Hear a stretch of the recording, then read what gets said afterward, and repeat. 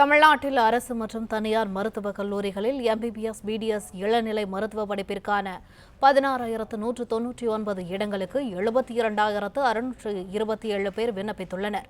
இது தொடர்பான கூடுதல் விவரங்களை எமது செய்தியாளர் முனாஃப் வழங்க கேட்கலாம். வணக்கம் முனாஃப், மேலும் விவரங்கள். தமிழ்நாட்டில் எம்பிபிஎஸ், பிடிஎஸ் படிப்புகளுக்கு 72,627 பேர் விண்ணப்பம் செய்திருப்பதாக தமிழ்நாடு மருத்துவ கல்வி இயக்கம் தெரிவித்திருக்கிறது. தமிழ்நாட்டில் 2026-27 ஆண்டு கல்வி ஆண்டுக்கான இளநிலை மருத்துவ படிப்புக்கான எம்பிபிஎஸ் மற்றும் பிடிஎஸ் சேர்க்கை விண்ணப்ப பதிவு நிறைவடைந்திருக்கிறது.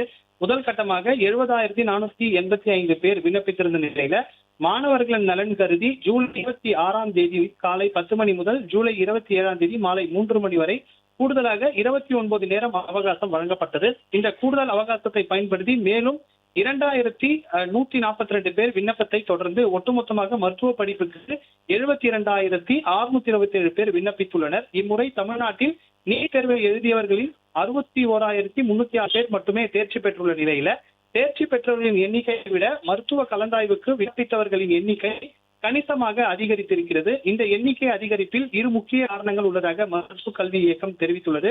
தமிழ்நாட்டை பூர்வீகமாக கொண்ட குடும்பத்தினர் பணி நிமித்தமாக பிற மாநிலங்களில் வசிக்கும் போது அங்கிருந்து நீட் தேர்வு எழுதிவிட்டு தற்போது தமிழ்நாட்டில் உள்ள மருத்துவ இடங்களுக்கு விண்ணப்பித்திருக்கலாம் எனவும், அதே போல வெளி மாநிலங்களைச் சேர்ந்த மாணவர்கள் இங்குள்ள தனியார் சுயநிதி மருத்துவக் கல்லூரிகளில் நிர்வாக ஒதுக்கீட்டில் இடங்களுக்கு விண்ணப்பித்திருக்கலாம் என்றும் தெரிவிக்கப்பட்டிருக்கிறது.